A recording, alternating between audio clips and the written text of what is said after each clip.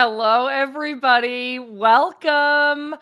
This is the women's game, and we are live. It's TWG After Dark. It is just minutes after the final whistle of this heartbreaking U.S. women's national team loss to Brazil in the literal final moments of the game. I'm feeling devastated, Allie. We're going to break down this entire game minute by minute at this TWG Live After Dark. I am devastated, but you know what? I am happy to be joined by Angel City and New Zealand national team defender, Allie Riley. Allie, welcome back. Thank you for being here with us. Thank you. I'm still shook, okay? That it just seemed frantic at the end, but I should know better. There's always something crazy that happens after dark, but I actually was not expecting that to happen. I was not ready for it. I was not ready for it. And Allie, I hate to bring this up. I really do. But the last time you joined us on a TWG Live, the U.S. women's national team lost to Japan. Is it you?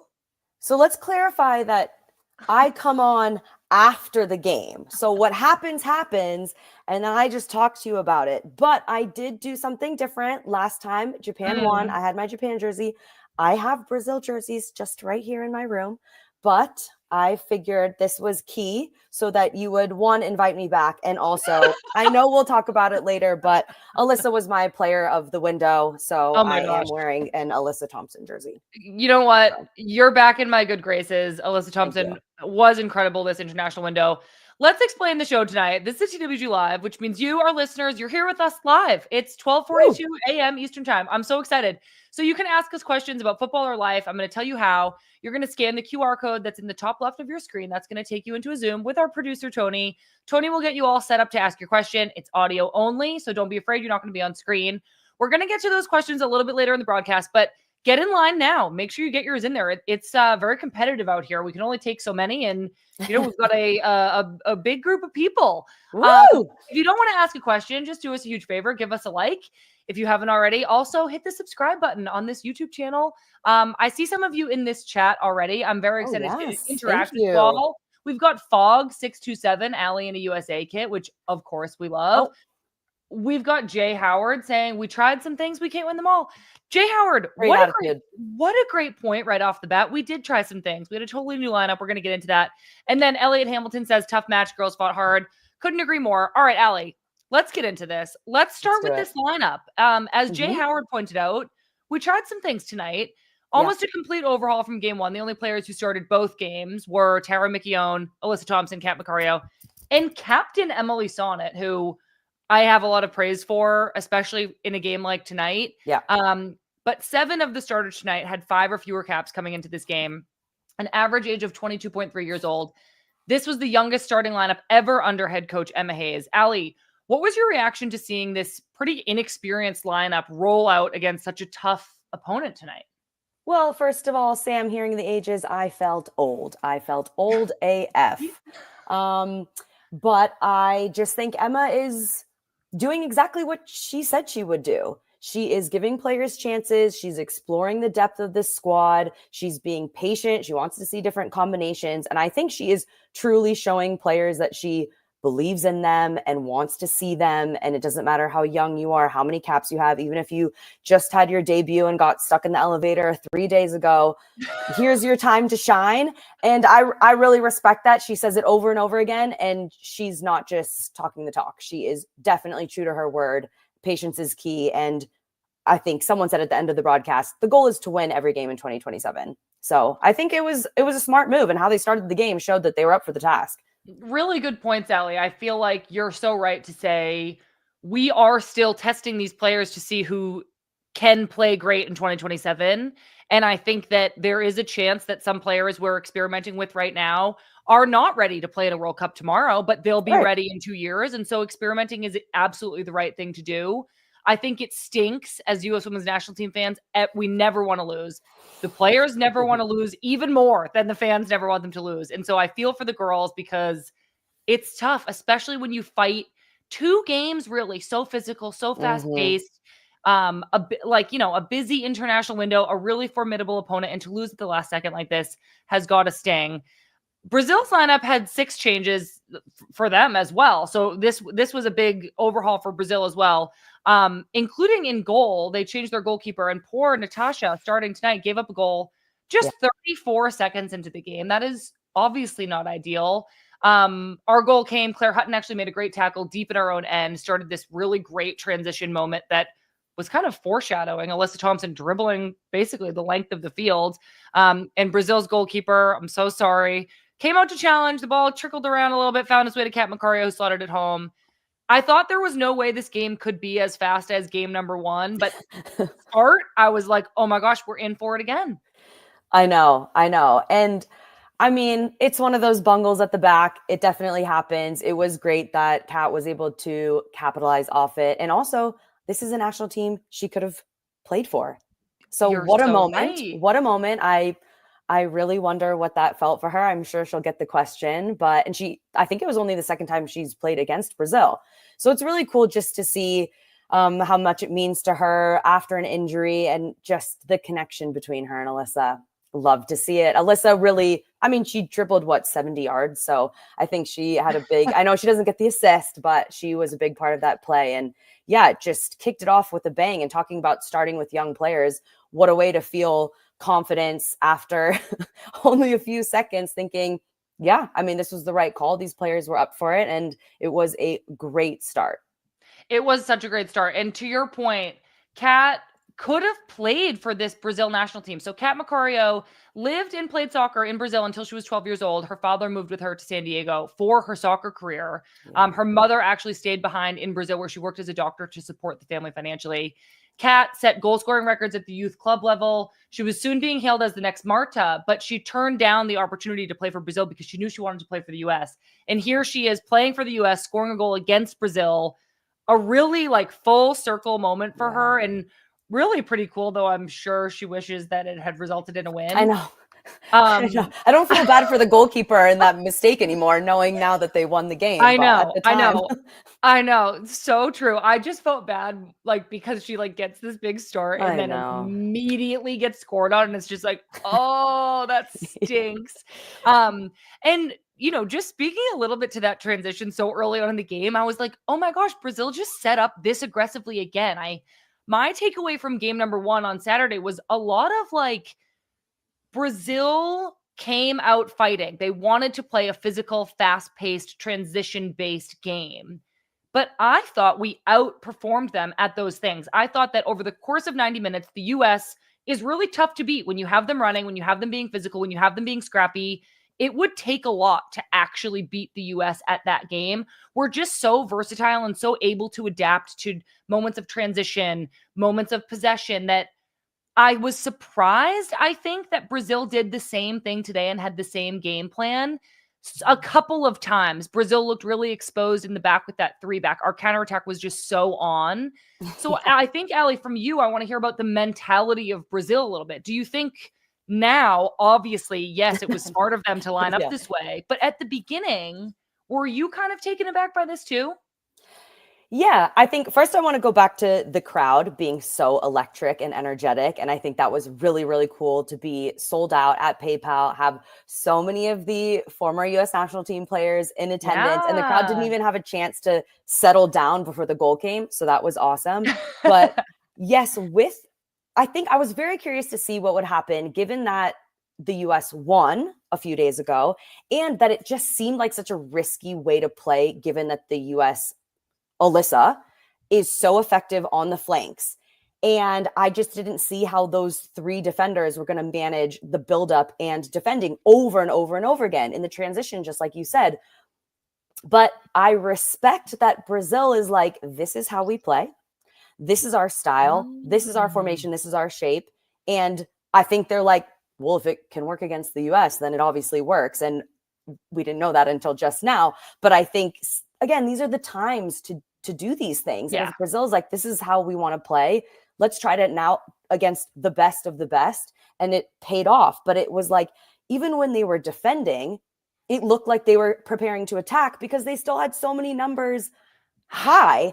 And just depending on these players, credit to them, in the back kind of holding it down, that looked very, very frantic back there. And they were like these last ditch kind of toe bomb clears, but then they would just run it up at the top. Whereas the US, and you look at their defensive structure, they have everyone sprinting back. It takes so much fitness. You have 7-8 players defending in the box, and then you have those same players sprinting up and transitioning to attack. But for Brazil to be able to maintain that structure, and then for it to be successful against a team like the US, I think they're going to feel very confident about continuing to play like that. But I don't know if they will do that against everybody. I guess we'll see. I mean, they just withstood it. Like, I think I'm kind of pointing out, we had so many transitions, we had so many counterattacks. Alyssa Thompson was so dangerous. We kept having these almost like 2v1s, like near breakaway moments, but Brazil was able to withstand that for the most part. I think that the way they were defending with a lot of these 1v1 matchups all over the field, we kept seeing Alyssa Thompson expose her kind of matched up defender. That was Bruninha. Bruninha actually ended up getting subbed out in the first half, which is rare. I don't know for a fact that it was because Alyssa Thompson was doing so great. But it could have been. We know how much you love Alyssa Thompson. You guys are teammates at Angel City. Talk to us about being burdened with the task of 1v1 defending her in a game like this with so much wide open space to transition into. It is a burden. It is very, very difficult to carry. Yes. And she's just getting more and more effective with her movement, the combinations she and Macario had. It got her into even more space than she already finds when she kind of goes at it alone, because she's so fast. And I loved seeing the combinations, and then her taking these big direct touches towards goal. I just think get her in the box as often as possible. Things will happen. But someone who's that fast and is able to, you see her little kind of, her stutter, her little shimmy, her little hezzy, it works every time. And then she moves so fast again. It's I know. Really... She really is so good. We're going to come back to her again. I think that the momentum then started to go back and forth. I think anytime both teams are throwing numbers forward, there's going to be chances at both ends, just like there was on Saturday. Mandy McGlynn started in goal for the U.S. women's national team tonight, and she played a really different game than Fallon Tellis-Joyce played on Saturday. Emma actually spoke about how she thought Fallon looked strong on Saturday, but that maybe she relied too much on the long balls as opposed to playing out shorter passes around the back, which is what I think Emma prefers. So we saw a more concerted effort today from Mandy McGlynn to do that and play out of the back. But it was kind of scary in moments, Allie. Like, we had some turnovers in our own end right by our own goal that I think gave Brazil some momentum. Yeah, it was around the 20th minute, halfway through the first half.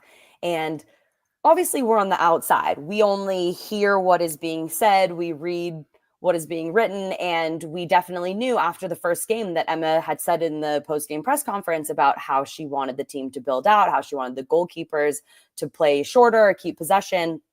And so, you know, we can only kind of assume that that is what this backline wanted to do. That is what this keeper who's breaking in wants to show that she can do. And I definitely could see the intention. I think that is something very positive to now be able to build off of. But it was some very dicey moments that the U.S. was lucky that Brazil didn't capitalize off of, or Brazil just didn't have that quality finishing until the very end.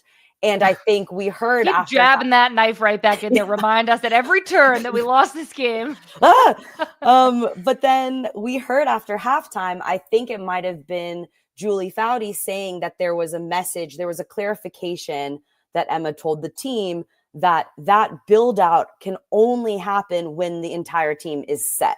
And, you know, we don't know exactly what that looks like. That's the US's game plan, but Brazil was just ready to pounce, almost like, I dare you to now play that ball right into the midfield. And if it is 1 centimeter off her foot, I'm just coming in and ready to make a run. And again, they couldn't finish, but I think that's a good lesson to learn. And it didn't end up costing the US in those moments. But yeah, I think, again, the intention was there. It's the time to try it. If you can pull it off against a high pressing team like Brazil on some of these goal kicks, then, you know, maybe it works. But it was, we were like, I know. And I mean, especially as a midfielder in some of those moments, I was like, oh my God, the way Brazil was defending and pressing, when you're under that one-on-one pressure, but then you look to your center backs who are also under kind of one-on-one Yeah, they pressure. just Lynn and I actually spoke about this earlier this week on our episode of Good Vibes, where Lynn was saying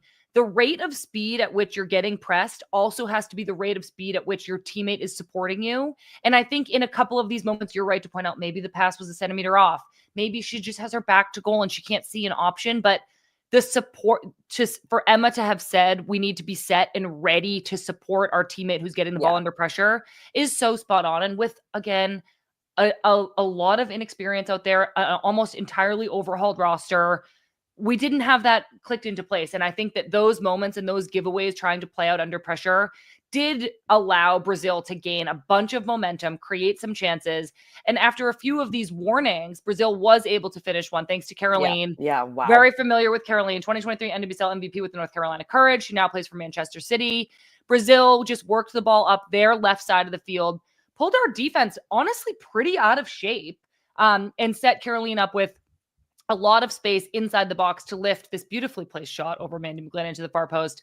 Allie, can you talk us through what might have happened here on this goal with our U.S. defense between Tara McKeown and Giselle Thompson?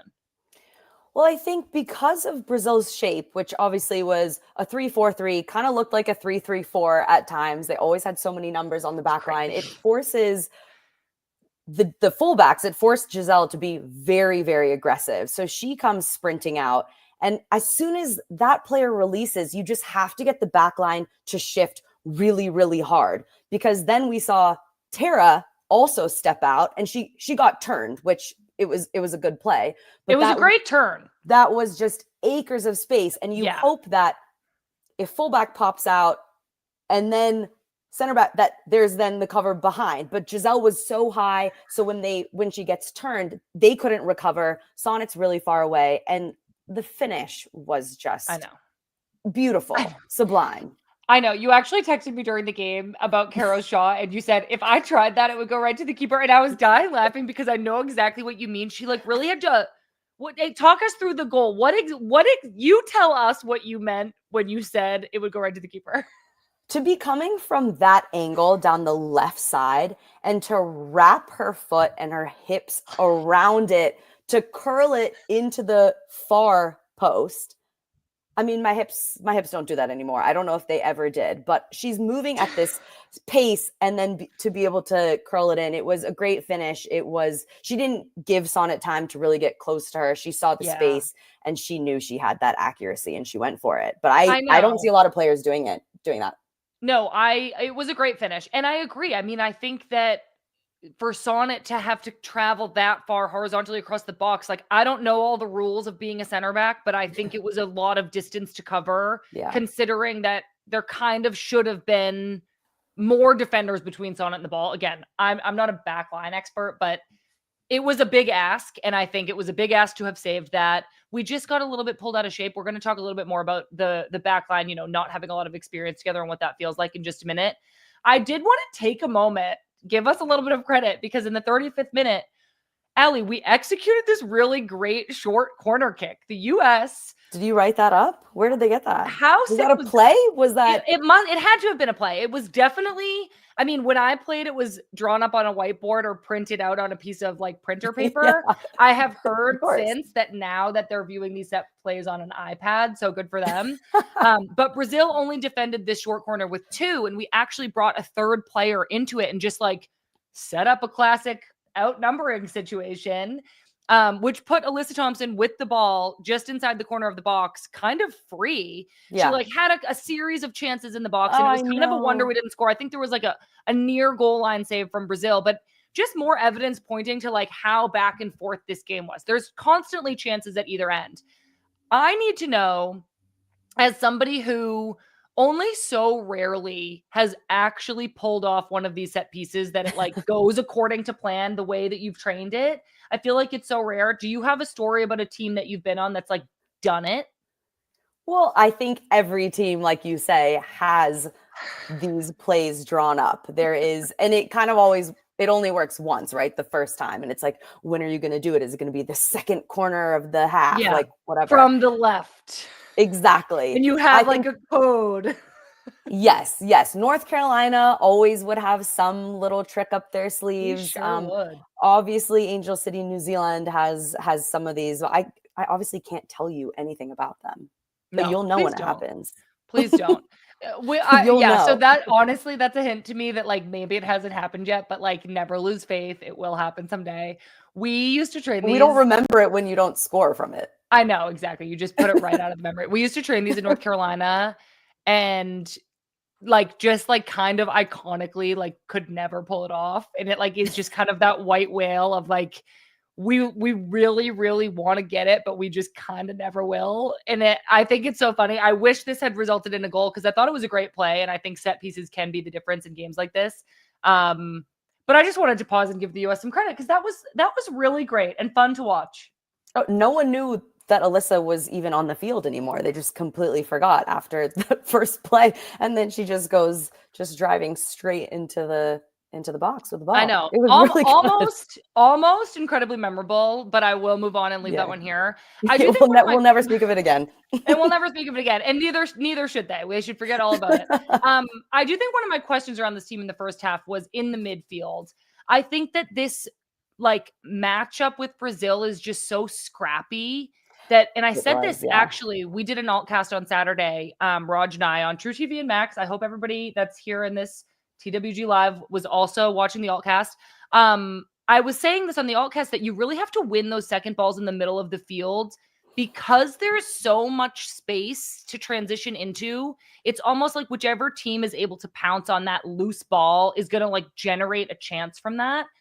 And so I think for our midfield, which was newer and less experienced together in the midfield, it's just not a calm environment in there. When you do get the ball, you don't have time to pick your head up and like pick out a nice pass. And so I think that this style of game was a big test for them today. And I think that they will have to adjust to this style of game. It's like a little bit less composed, a little bit scrappier. It's not necessarily pretty. But I think that players for this national team have to be able to play both ways, have to be able to play with time and space, have to be able to play under pressure, have to be able to play with somebody like coming right up their back to foul them, have to scrap and just get a toe poke on a loose ball in the midfield. And when I'm saying this, I'm kind of like, I think there are, tendencies of NWSL games and tendencies of international games. And I was wondering if this game felt more transitional, more scrappy, kind of like an NWSL game to you.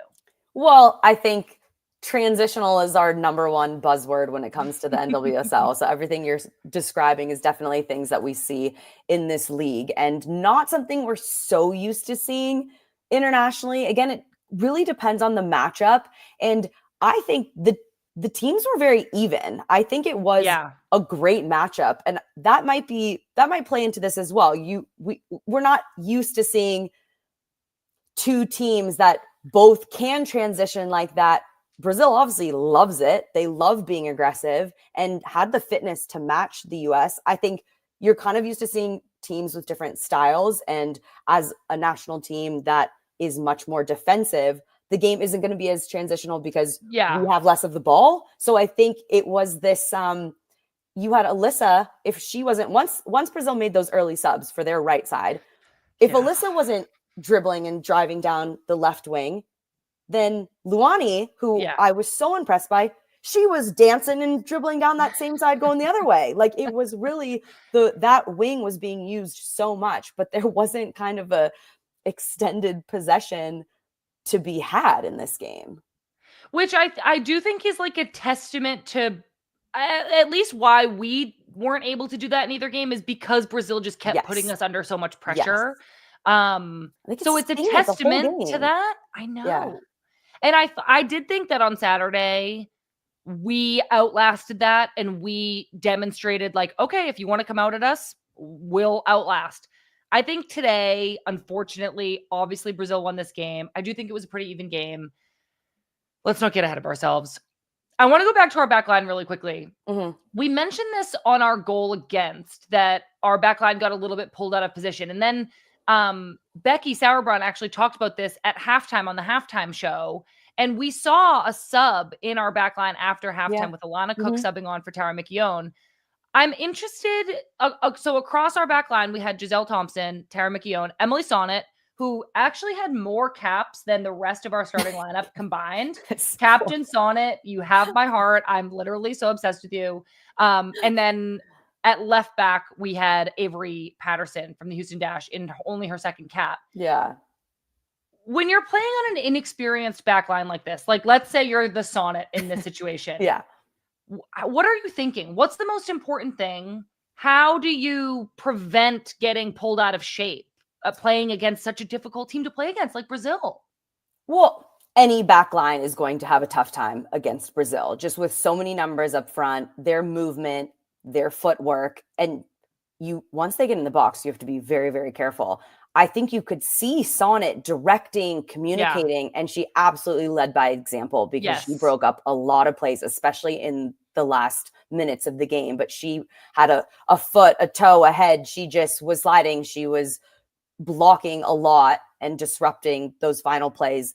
And I also, again, it requires the rest of the team to come back and help. And I think we did see the US do that when Brazil was, if the US was getting a little bit stretched out of position, but if Brazil got into the box, again, you saw 7-8 players sprinting back to help defend. Yeah.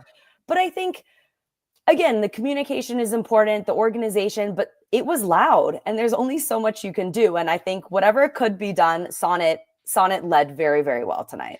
I totally agree. I give Sonnet so much credit. I was so proud to see her get the captain armband.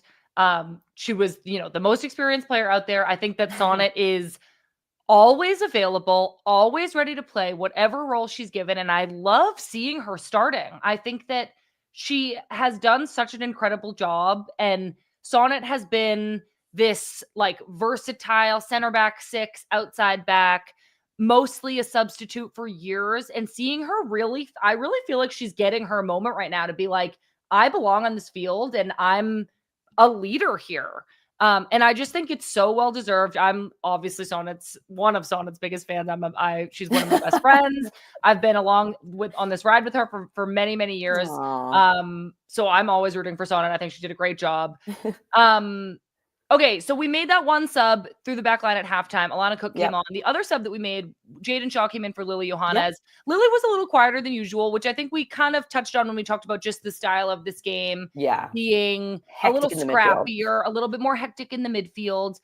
And I think, and we've heard this from Emma, actually, there's a lot of pressure on Lily. She's so young, 17 years old. She's playing overseas for Ajax. She had this big kind of moment where she chose to play for the U.S. women's national team at such a young age. And now we all are like, Lily is the answer and she's the best. And she is. I love Lily so much, but she's a teenager and she has needs and will have time to develop and to gain experience. And I know that you're teammates with a few teenagers at Angel City. What do you think is most important for young professionals to focus on when they find themselves feeling under pressure like that?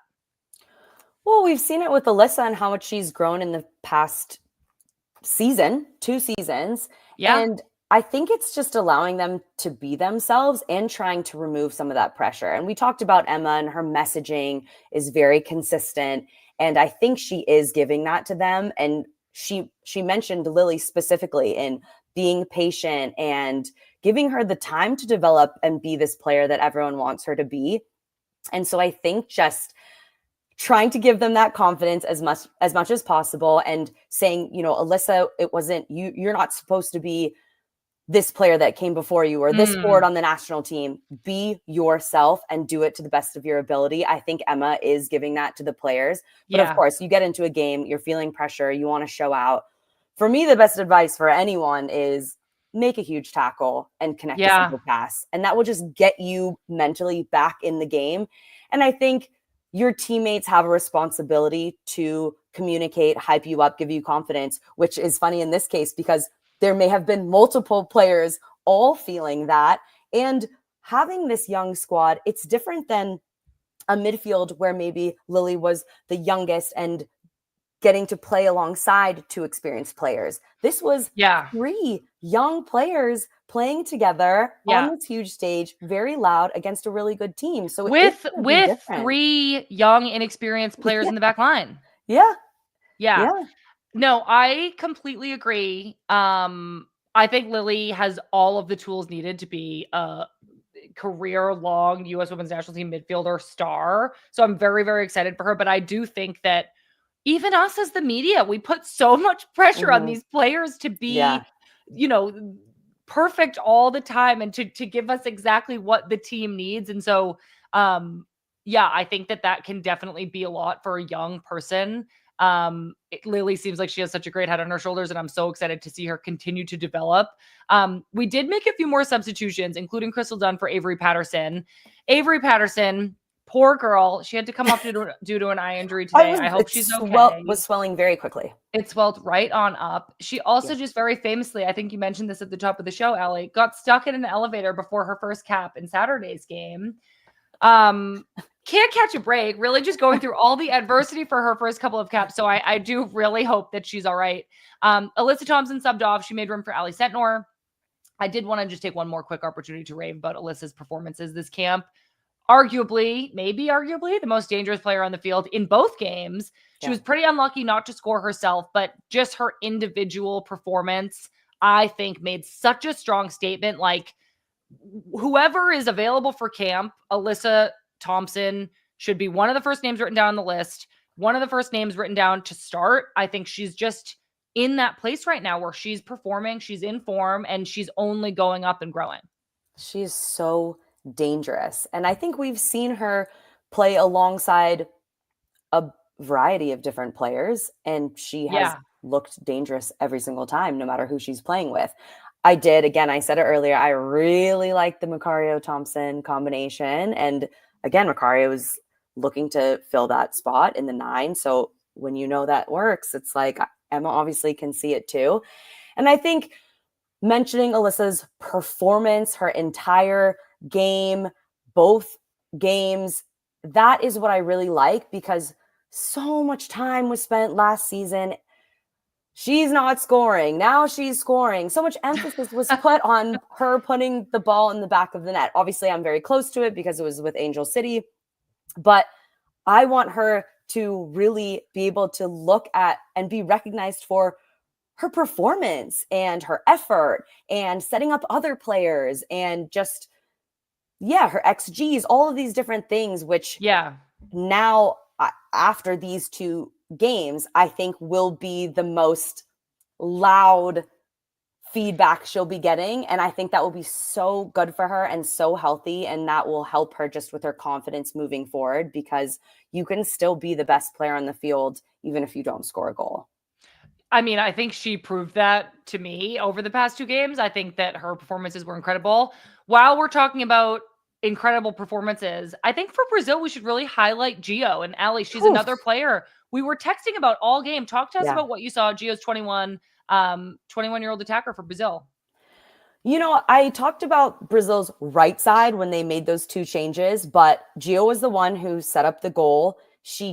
Her footwork, she's dangerous, she's saucy, and just very, very tricky. And it's a handful for defenders. And if it wasn't Giselle, then it was Tara. And again, you can't get close to these players because they're going to throw something unexpected.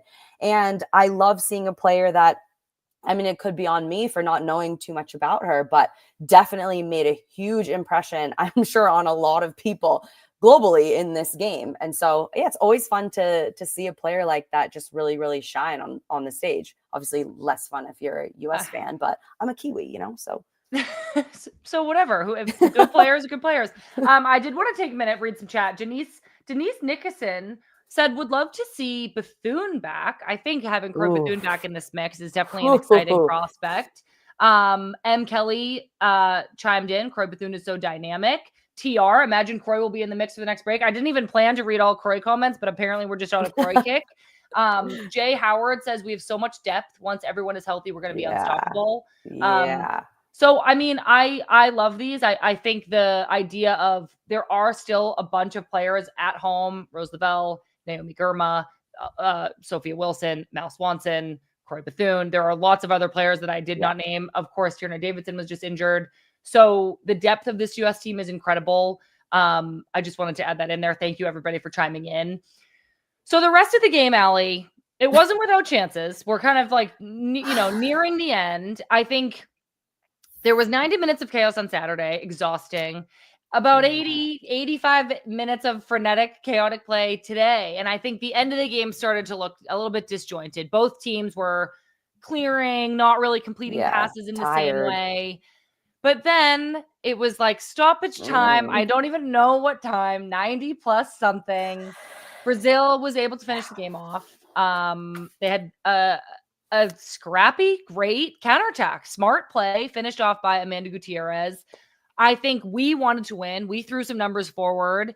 And then honestly, I think it was Caroline played this great long ball clearance. Huge clearance. Yes. Volley. It gets it going. And Brazil, honestly, we just couldn't get our numbers back. We couldn't recover.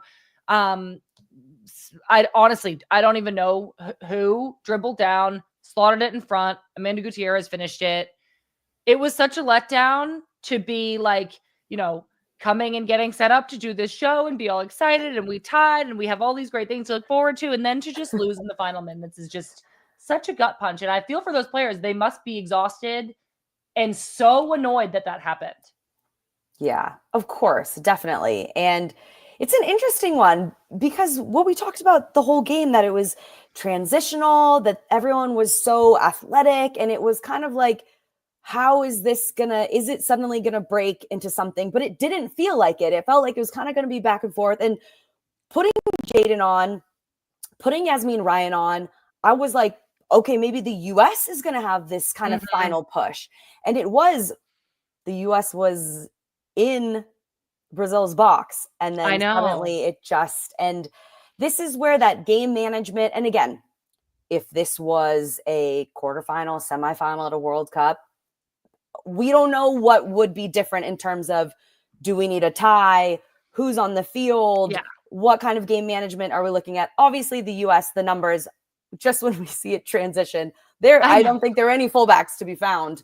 So it was a bit of a tough ask. Alana was really, really trying to get back, and it was a great ball across, just on a platter. Yeah, it was Luani, by the way. I didn't know, but Mickey saved me. Luani on the assist. Thanks, Mickey. She was great. I don't know the competition in terms of starting in that position, but everything changed when she came on for Brazil, I really think. Yeah. I mean, honestly, props to Brazil. They fought hard both games, didn't get the result in the first one. Could have easily tied today. I did think it was a pretty evenly matched up game. And Brazil got the win. And honestly, like, I was going to say good for them. And then I was like, why would I ever say that? Okay, Brazil gets the win today. We've reached the part of the show where we get to hear from you all, our listeners. You've all been chiming in so much in the chat, and I love to see it. But if you want to join us here live on YouTube, like I said earlier, scan the QR code in the top left of your screen, or you can click the pinned comment in the chat. You'll go into a Zoom with our producer, Tony. Tony's going to tell you everything you need to know. You're not going to be on screen. That's just for us. Sorry. And if you don't want to ask a question, just give us a like. It helps us more than you know. Okay, so I am going to call out your name, and then you're going to take yourself off mute, tell us where you're from, and then ask your question. So up first, we have Julia. Julia, take yourself off mute and tell us where you're from. Hey, Sam and Allie. Hi. I love this part. Thanks for staying with us and all of us staying past our bedtimes. I'm from Austin, Texas, so it's late here too. Well, thank you so much for being here, Julia. We so appreciate everybody who's staying up late with us. I cannot believe it that it is so late, but I'm so happy to be here. Julia, what's your question? So in honor of Becca's experience of getting stuck in an elevator, what two teammates would you two want to be stuck in an elevator with? Mine is easy. I'd pick Sonnet and Rose. Okay, I'm going to go with Sid, Endless Entertainment. Yeah. And I'm trying to think of who would be prepared with some snacks. I feel like Sarah Gordon would have like a matcha and some healthy Erewhon treats. So I'm going to go with Sarah. I love that. Julia, do you have two friends in mind that you would want to be stuck in an elevator with? I'm trying to think if I want entertainment or if I want someone to like be crazy and help me get out of an elevator. Oh Yeah. gosh, I didn't even think about getting out. Well, unfortunately for me, I picked two people that would be need. I mean, they'd be entertainment, but they would be I would be the help. Yeah, it would be. I would be Sam and Allie would be the teammate that they would want to help get them out. Right. Like, like the pilot, flight attendant, passenger thing. Mm-hmm. I'm like the pilot and the flight attendant. Well, no, I'd be the pilot. Sana would be the flight attendant. Rose would be the passenger for sure. For sure. All right, Julia, that was so fun. What a great question. Thank you so much. Thank you so much for calling. Okay, up next we have Susanna. Susanna, can you take yourself off mute and tell us where you're from? Hi, Sam and Allie. I'm Susanna. I'm from Birmingham. Wow. Can you guys hear me? Yeah, we can hear you. Hi, Susanna. Yeah, coming to you live from that Central Time. But time, shout out on your wedding, Allie. Your Instagram pictures look gorgeous. Thank you. My question is if you were going to be having to run as fast as Alyssa Thompson did today, what creature or like mythical creature or animal would have to be chasing you? Because I don't know how that girl gets so fast, but oh my gosh, did she hit some speed? Wow. I have never been asked a question like this before, Susanna. I so appreciate it. I think the first mythical creature that like came to my mind was like a dragon. And I'm kind of like, I would need like the literal threat of being like chased by a dragon to get me to run even close to as fast as Alyssa Thompson, but I still don't really think I could. I am going to have to go with a snake. Oh, I think I would be moving knees up. Like that's my best chance. Cheek to cheek? Yes. That's my best chance of getting anywhere near fast enough. I would also need like some very serious like cheating shoes, like a jetpack, like something. You know what I mean? Susanna, do you have a mythical creature in mind? Oh my gosh. I honestly just know I'd never hit near that speed. I feel like I'd have to take him into a route. Like it'd have to be like some really scary, like Harry Potter level craziness coming at me. I hear you. That's a good one. That would be, yeah. I hear you. These questions are giving TWG Live After Dark energy. For sure. They are not about the game, and I'm literally obsessed. Susanna, thank you so much for calling in. We're going to move on to another question. Marissa. These are great. Hi, could you take yourself off mute and tell us where you're from? Hey, Sam. Hey, Allie. Hi, Marissa. I am from Orlando. Oh, what a place. What a place. Yes. And I do have a question for Allie. But first, I just wanted to say really quickly to you guys, I am about to finish med school in like a couple of weeks. And I just had to tell you that like anytime things have gotten tough, which has been a lot, anytime I need a mental break or just like some joy in my life, I have watched all of the snacks, Allie in LA, good vibes, like off the ball, all of it.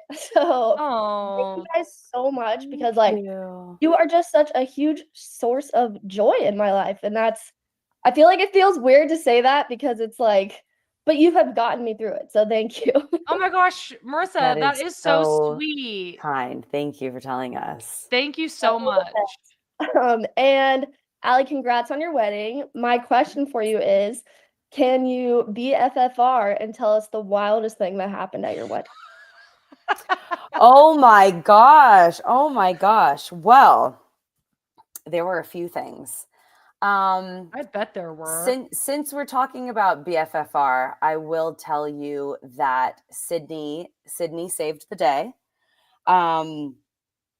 We had a little mishap. I don't want to go too much into detail because it's a little bit of a spoiler alert, but there was do we have an episode coming out? Yes, there was a mishap, and there was a stain, and my girl Sid, who was probably 8 shots deep at this point, just came busting out of the house and was like, I know how to clean the stain, and came and just saved the day. And she also sprinted down the aisle And I hit her up about it, and she was like, well, the tequila was really starting to hit. So I just wanted to make sure I like got, because there were like these wooden planks that she like got to the end.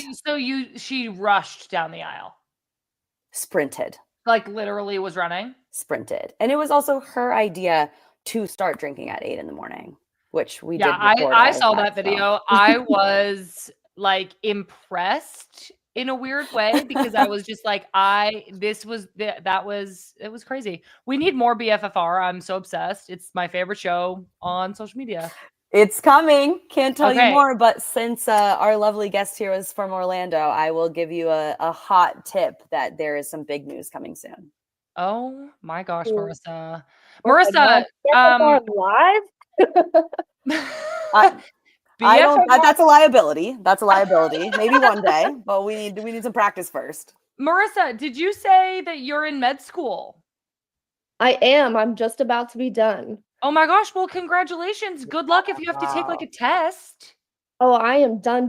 Thank you guys. Yeah, I'm going to be an ER doctor. It's official. Dr. Marissa. Well, thank you for Dr. Marissa, congratulations. Thank you so much for calling in, for your kind words, for listening to our shows. It's very, very sweet. Okay, we have time for one or maybe two more questions. It depends how long Diego takes. Diego, can you take yourself off mute and tell us where you're from? Oh my gosh, yes I can. Hi. Oh my gosh, hi Diego. I'm from LA. Let's go. What's up? Yeah, oh my god, hi.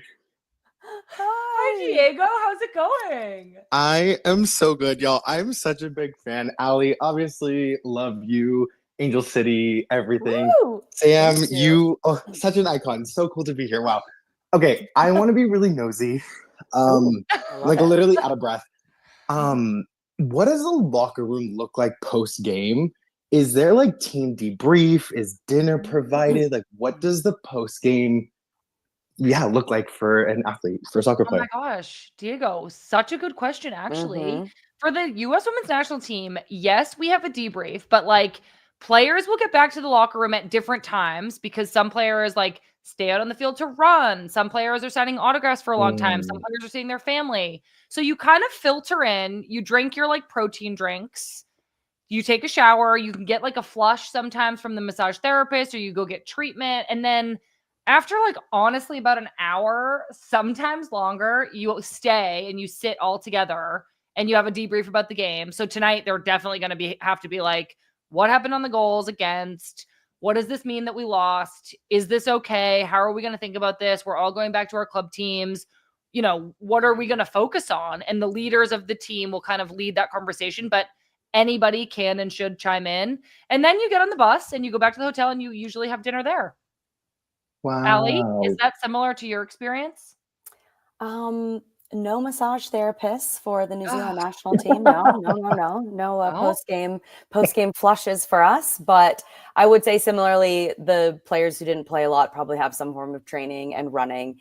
And I have actually never been on a team where there's been any sort of debrief still at the stadium. In fact, we probably never talk about anything related to the game on game night.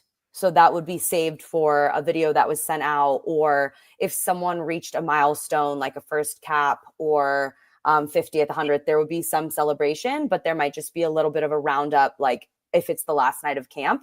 But yeah, we would just ice bath, yes, protein shake. We weigh out, weigh in and weigh out for hydration numbers. And so then you get a number being like, you now need to drink 3 gallons of water because you are so sweaty.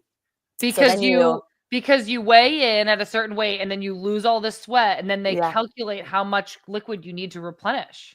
Yeah. And then you're peeing the whole night. So yeah. And at Angel City, we also wouldn't have any type of debrief. There would be food catered, and then we're able to go and meet our friends and family, can go to the director's lounge at BMO Stadium. And so you can hang out there for a couple hours. And that's the best part, I think, to have a space where you can see your friends and family after a game. I haven't had that at any other club, really. Diego, are you going to any Angel City games this year? Oh, absolutely. I was there at the home opener. Sam, saw you there. I'm a part of one of the supporter groups, the Poderosa. So woo, represent. City fan. Diego, wait, did you see my 3 clap and what did you think? Okay, Sam, wait. Okay. I once did the 3 clap. There was like a friendly that Angel City was playing. I think it was against Mexico. No, what was it? Anyway, and I did it and I messed it up so badly. It was the most embarrassing moment of my entire life. Anyway, so you doing it was nothing. And I have wanted to reach out to tell you this. Like, you're in good company. You did such a good job. Oh my gosh. Shout out to you. Diego, are you kidding me? This is what I did, Allie. The first person who texted me after this was Merritt Mathias, and that's how I knew I did bad. I went like this. Okay, everybody, we're going to welcome the players out to the field with a 3 clap. So when I say 1, 2, 3, you're going to clap 3 times. Ready? 1, 2, 3. And I went like this. Woo! I held my hands here. I saw it. By my head. Didn't even raise them up or anything. Didn't clap loud. And then I went, woo! And Merritt Mathias texts me and goes, woo! and that's when I knew that I should be so embarrassed. I thought you were putting your own spin on it because you're Sam mother bleeping Mewis, and I respected it because Sam, of you. Woo, Mewis. Yeah. It was so embarrassing. Diego, but I have you on record telling me that I did a good job. So I am going to clip that and replay it for all to hear. Please do. Much love to you both. Thank you so much. Okay, Thank you. I better see you soon. Thank you so much. Thanks for calling. See you soon, Allie. Bye. Bye, Diego. Oh God, I'm obsessed. Okay, well, that was such a great call that I am afraid we have to end it on Diego. But I know there were some other people in the chat. Thank you guys so much for calling and being with us today. We literally could not make the show without you. So we're so grateful to everybody. 1, for staying up late with us, and 2, for taking the time to call in. Allie, I just have one more question for you before we let you go. Can you just leave us all with an update on how your sweet TikTok famous parents are doing?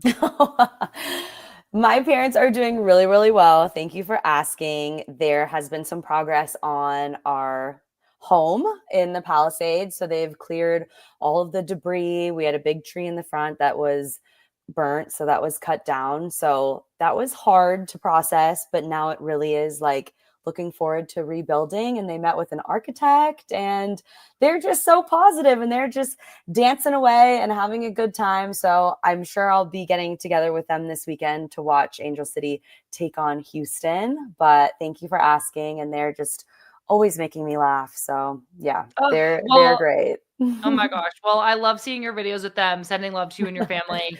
And thank you so much for joining us tonight, Allie. Coming up next for the women's game, we have an episode of Friendlies with Jaden Shaw dropping on Thursday. And we have a very special interview with Orlando Pride head coach Seb Hines dropping on Friday. All of our podcasts are available here on YouTube and on our podcast feed, wherever you get your podcasts. You can also follow along across all of our social media, Instagram, Twitter, Blue Sky, TikTok at Women's Game MIB. You can even send us an email at womensgamemib@menandblazers.com. If you have a message for Allie, I'll be sure to forward it right along to her. We would love to hear from you. So huge thanks again to Allie Riley for being here with us tonight. Woo! Woo! Huge thanks to all of our callers, to the entire team at the Women's Game and Men and Blazers. All right, everybody, it is past my bedtime by about 5 hours. I'm Sam Mewis. This is the Women's Game. Thank you all for being here with us, and we'll see you soon. Good night.